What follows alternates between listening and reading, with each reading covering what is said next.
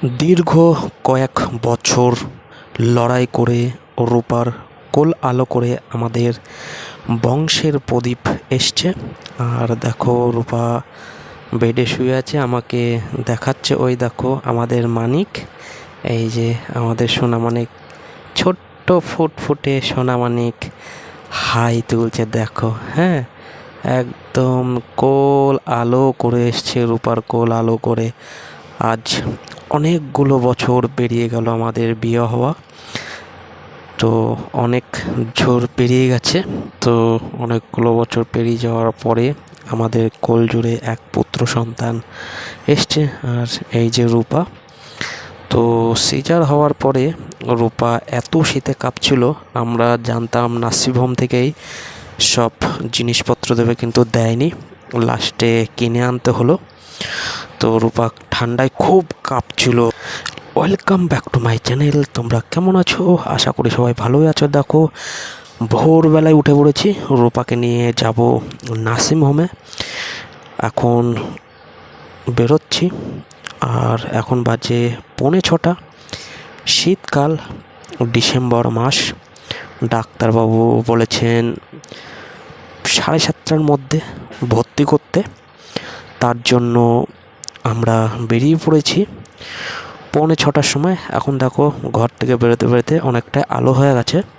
তো আমরা ঠিক কল্যাণী পৌঁছে যাব ওই 6:45টার মধ্যে।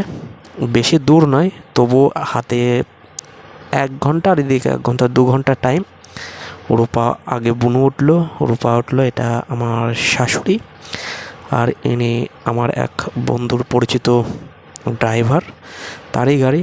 আমার শ্বশুরমশাই উঠলো, আবার বুনু নেমে পড়েছে, তার কারণ পেছনে শ্বশুরমশাই আর অসিত পেছনের সিটে উঠবে জিনিসপত্র নিয়ে, আর আমি সামনের সিটে যাব, তার কারণ আমাকে দেখিয়ে নিয়ে যেতে হবে কোন নার্সিংহোমে যাব। সেই কারণে বুনু এবার উঠবে, সিটটা ঠিক করে দিল। আমার শ্বশুরমশাই আর অসিত উঠে পড়েছে, এবার সিটটা ঠিক করে দেওয়াতে আমার বোন উঠে পড়লো। এরপরে আমি উঠে পড়েছি। এবার দেখো রাস্তায় বেরিয়ে পড়েছি। আমাদের যে রানাঘাট মিশন গেট রয়েছে, তার আগে খুব জাম লাগতো, এখানে ফ্লাইওভার করে দিয়েছে, ওর জন্য জাম হয় না। আর দেখো রাস্তায় খুব কুয়াশা, বোঝা যাচ্ছে না যে গাড়ির মধ্যে থেকে। তবু দেখো বাইপারটা দিয়ে গাছ মুচ্ছে, এত কুয়াশা। এই যে আমি, রূপা, অসিত, শ্বশুরমশাই, বুনু, হ্যাঁ, যাচ্ছে হাসতে হাসতে। আমরা একটা বাচ্চার আশায় যাচ্ছি। যাই হোক না কেন, আমরা তাতেই খুশি, তার কারণ আমাদের বিয়ের অনেক কটা বছর পেরিয়ে গেছে, তো সবাই খুশি এখন। মা, দিদি আর ভাগ্নে টেনে যাচ্ছে ওরা বাড়ির থেকে, আর আমি শ্বশুর বাড়িতে ছিলাম। শ্বশুর বাড়ির থেকে বোনের বাড়ি বেশি দূরত্ব নয়, তাই বোন বলল আমিও তোদের সাথেই যাব। বললাম হ্যাঁ, গাড়ি বড় রয়েছে আমাদের সাথে। এই যে আমরা দেখতে দেখতে চলে এসেছি কল্যাণী হসপিটাল। নার্সিংহোম হসপিটাল একই, আমি বলে ফেলেছি হসপিটাল। তো দেখো নার্সিংহোমে রূপা নামছে আস্তে আস্তে। নার্সিংহোমে আস্তে আস্তে বেশ টাইম লেগে গেছে, 7টা বেজে গেছে। তার কারণ আমরা আশা করেছিলাম 6:45টার দিকে ঢুকবো, তার কারণ রাস্তায় যা কুয়াশা। ওই দেখো দেখিয়ে দিলাম নার্সিংহোমের নামটা, আমি আর বললাম না। এবার চলে এসেছি রিসেপশনে।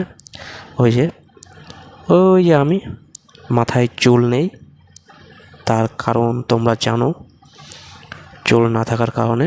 তো আজকে একটা বিশেষ আনন্দের দিনে এই কারণটা আর বলছি না, আবার অন্য একটা দিন এটা নিয়ে আলোচনা করব। আমি ফর্ম ফিল আপ করছি, রূপা দাঁড়িয়ে রয়েছে, আর রূপা পাশে এর জন্য দাঁড়িয়েছে, অনেক দিন ফর্ম ফিল আপ করিনি। রূপা বলছে দাঁড়াও আমিও তোমার সাথে যাই, না হলে যদি ভুলভাল হয়ে যায় তাহলে আমি বলে দিলে তবু ঠিক হয়ে যাবে। তো যতদূর আশা করি ফর্ম ফিল আপটা ভুল করবো না, যদিও বা অনেক দিন এইসব ফর্ম ফিল আপ থেকে দূরেই রয়েছি, তবুও ফর্ম তো ফিল আপ করতেই হবে। আর এই যে রূপা হাসি মুখেই রয়েছে, তো দেখো, আর এই যে আমাদের কোলজোড়ে একটা সুন্দর ফুটফুটে পুত্র সন্তান হয়েছে। আমার শ্বশুরমশাই চিন্তিত, আমার দিদি, ভাগ্নে, শাশুড়ি, আমার মা দেখো গাছতলায় দাঁড়িয়ে রয়েছে। এখানে নার্সিংহোমে বসার একটা সুবিধা নেই, এখানে আসতে হলে এরকম গাছতলাতেই দাঁড়াতে হবে। এই যে যিনি হাঁটছে, ইনার বাড়ি কল্যাণী ঘোষপাড়া, আর এটা হলো ডাক্তারের গাড়ি, ওনার বোনেরও বাচ্চা হবে। এটা হলো আমাদের হয়ে যাওয়ার আরও দুটো লাইনে ছিল, তারপরে ওনার বোনের লাইন। তো আমাদের সকাল সকাল হয়ে গেছে, তার কারণ তার আগের দিন রাত্রেবেলা একটা পেশেন্ট ছিল, রূপা হলো সেকেন্ডে। 9টার সময়, ওই 9:45 নয়, 7:54 আমাদের সোনামানিক আমাদের কোল জুড়ে এসেছে। আলো করে, রূপার কোল আলো করে আমাদের সোনামানিক 7:54 এসছে। একদম সকাল সকাল টাইম, যে টাইম দিয়েছে একদম ডাক্তারবাবু একদম টাইমের কথা খেলাপ করেনি। তো তোমরা জানাবে যে আমাদের সোনামানিক ও রূপা এখন ভালোই আছে, সুস্থ আছে। তো ভিডিওটা দেখে তোমরা জানাবে ভিডিওটা কেমন হয়েছে, আর আশা করব আবার অন্য কিছু দেখানোর, আবার যখন দেখতে আসবো তখন। তো এখন কোনো মতন এই পর্যন্তই।